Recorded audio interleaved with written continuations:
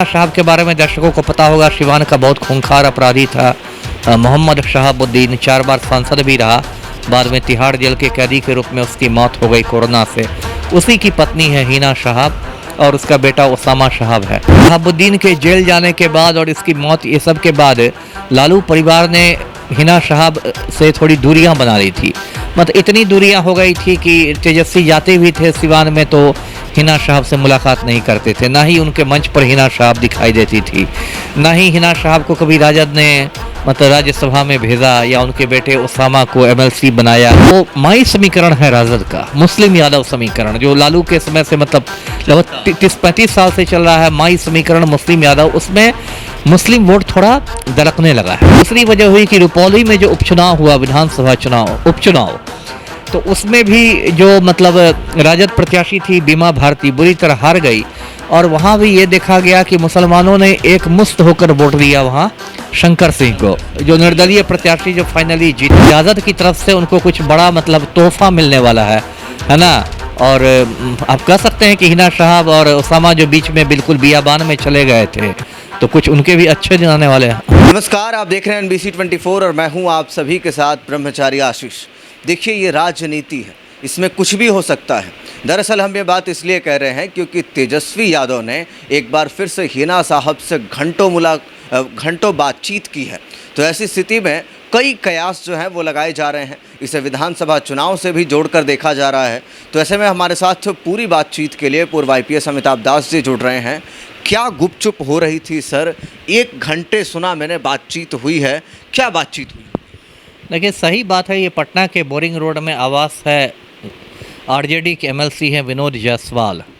उन्हीं के आवास में कल रात में लालू भी पहुंचे थे, तेजस्वी भी पहुंचे थे और हिना शहाब भी आई थी और उनके जो पुत्र हैं उसामा, वो भी आए थे और 1 घंटे तक इन लोगों में गुफ्तगू हुई, है ना। हिना शहाब के बारे में दर्शकों को पता होगा, सिवान का बहुत खूंखार अपराधी था। मोहम्मद शहाबुद्दीन 4 बार सांसद भी रहा। बाद में तिहाड़ जेल के कैदी के रूप में उसकी मौत हो गई कोरोना से। उसी की पत्नी है हिना शहाब और उसका बेटा उसामा शहाब है। तो देखिए, इसका महत्व है आने वाले विधानसभा चुनाव के संदर्भ में देखा जाना चाहिए। देखिए, क्या है कि शहाबुद्दीन के जेल जाने के बाद और इसकी मौत, ये सब के बाद लालू परिवार ने हिना शहाब से थोड़ी दूरियां बना ली थी।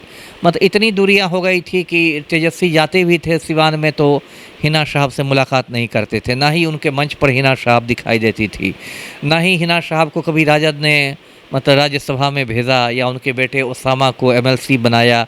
मतलब एक तरह से काफ़ी दूरी बना ली गई थी इन लोगों ने शहाबुद्दीन परिवार से। लेकिन पिछले कुछ महीनों में जो होता है, लगातार तस्वीर बदलती रहती है राजनीति की, तो तस्वीर बदली है। 2-3 इसके कारण हैं। एक तो कारण ये है कि लोकसभा चुनाव जो भी हाल में संपन्न हुए मई में, तो उसमें राजद को उतनी सफलता नहीं मिली जितनी सफलता की आशा थी। 4 लोकसभा सीटें मिली, लेकिन राजद को कुछ ज़्यादा आशा थी। और राजद ने अपने मतलब मंथन में ये पाया कि जो माई समीकरण है राजद का, मुस्लिम यादव समीकरण, जो लालू के समय से मतलब लगभग 30-35 साल से चल रहा है, माई समीकरण मुस्लिम यादव, उसमें मुस्लिम वोट थोड़ा दरकने लगा है, छिटकने लगा है।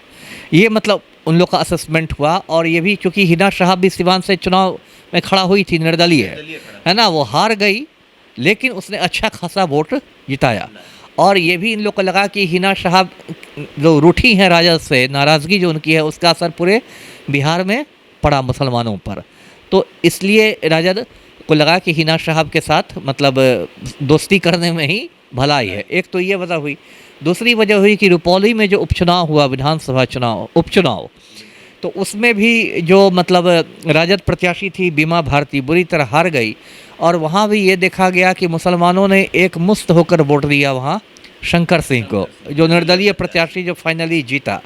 तो एक ये भी बात गई कि ऐसा नहीं कि मुसलमान बिल्कुल आपका बंधुआ मजदूर है कि हर जगह वो लालटेन छाप को ही देगा, राजद को ही देगा। सीमांचल का क्षेत्र है और हिना साहब उसी से आती हैं, तो ऐसे में वो एक कह सकते हैं कि एक कवच बन करके मुसलमान। बिल्कुल। और तीसरी बात क्या है कि अभी जो प्रशांत किशोर ने भी राजद को थोड़ा टेंशन दे दिया।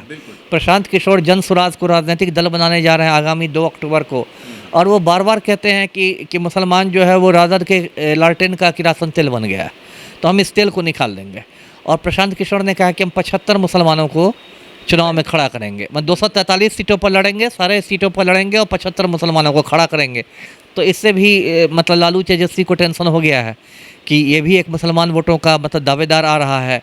तो इन सारी वजहों से लगा इन लोग को, जो मेरा विश्लेषण है, कि हिना शहाब और उसामा शहाब को कुछ ये किया जाए, मतलब मान मनोबल किया जाए।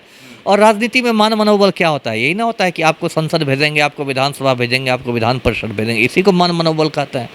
तो कुछ हुआ होगा। अब क्या उसमें गुपचुप है, क्या गुफ्तगू हुई है तो मैं नहीं बता सकता, ना मैं मौजूद था, ना किसी सूत्र ने मुझे बताया है। लेकिन मुझे लगता है कि ऐसा हो सकता है कि आने वाले दिनों में हिना शहाब और उसामा दोनों औपचारिक रूप से राजद ज्वाइन करें और फिर जो विधानसभा चुनाव हो उसमें हो सकता है ये उसामा को विधानसभा का टिकट मिले और हिना शहाब को उस संगठन में जगह दी जाए या राज्यसभा में दिया जाए। तो दोनों को बड़ी मछली हाथ लगने वाली है, कुछ बड़ा जो है मौका मिलने जी, आप ऐसा कह सकते हैं कि राजद की तरफ से उनको कुछ बड़ा मतलब तोहफा मिलने वाला है ना। और आप कह सकते हैं कि हिना शहाब और उसामा जो बीच में बिल्कुल बियाबान में चले गए थे, तो कुछ उनके भी अच्छे दिन आने वाले हैं। अच्छा अमिताभ दास जी, सवाल ये भी होगा कि क्या हिना साहब अगर लौटती हैं राजद की ओर तो लगता है कि मुस्लिम समाज का जो डैमेज कंट्रोल है वो हो पाएगा? अब ये तो वो चुनाव के बाद ही पता चलेगा, है ना। क्योंकि ये देखिए, एक तो मैं इसको कोई बहुत अच्छी चीज़ नहीं मानता, क्योंकि हिना साहब की क्या पहचान है, उसामा की क्या पहचान है? ऐसा नहीं कि ये लोग कोई बहुत बड़े वैज्ञानिक हैं, डॉक्टर हैं, लेखक हैं, चिंतक हैं। इनकी पत्नी है, बेटे हैं। वही ना, तो वो लोग अच्छी पहचान नहीं ना है। शहाबुद्दीन कौन महापुरुष था? यही ना पहचान है हिना साहब की कि आप एक बहुत बड़े खूंखार क्रिमिनल की पत्नी हैं। उसामा की यही ना पहचान है कि आप एक खूंखार क्रिमिनल के बेटे हैं। तो ये तो बहुत अच्छी पहचान नहीं हुई। अब ये तो मतलब मैं मुसलमानों का दुर्भाग्य ही मानूंगा कि यदि वो ऐसे लोगों को अपना मतलब हीरो बना के रखते हैं या अपना लीडर के रूप में देखते हैं, कौम का रहनुमा बना रहे हैं। ऐसा थोड़े कि शरीफ मुसलमान नहीं है। नहीं तो राजनीतिक दल तो वोट बैंक देखेंगे ना सर, वो उनको क्या मतलब है क्रिमिनल? नहीं, ठीक है, वही मैंने बात कही कि ये, लेकिन ऐसा होना नहीं चाहिए, ऐसा होना नहीं चाहिए। मुसलमानों में शरीफ लोग भी हैं, अच्छे लोग भी हैं। यदि मुसलमानों को ही आगे बढ़ाना है तो उसमें जो शरीफ लोग हैं, अच्छे लोग हैं, उनको आगे बढ़ाया जाए, ना कि इस तरह के। क्योंकि ये जो होगा, मैं ये भी आपको बता रहा हूँ राजनीतिक रूप से, कि जहाँ हिना शहाब आएगी और उसामा आएंगे तो राजद पर जो एक जंगल राज का इल्ज़ाम लगता रहा था, वो इल्ज़ाम दोबारा लगने लगेगा। जी, तो जो राजद के ऊपर जंगल राज का इल्ज़ाम लगता था वो फिर से लगने लगेगा। क्या इस गुप्तगू में बड़ी मछली हाथ लगती दिखाई दे रही है उसामा को, या फिर सीधा कहे हिना साहब को? क्या विधानसभा चुनाव में ये दोनों मुसलमानों के डैमेज कंट्रोल बन करके राजद को नैया जो है वो पार लगा देंगे? और प्रशांत किशोर अपने मकसद में कितने कामयाब रहेंगे? इन तमाम चीज़ों के ऊपर हमारी नज़र बनी हुई है। आपको बताते रहेंगे जो कुछ होगा। बने रहिए NBC 24 पर। कैमरा पर्सन राहुल के साथ ब्रह्मचारी आशीष, NBC 24।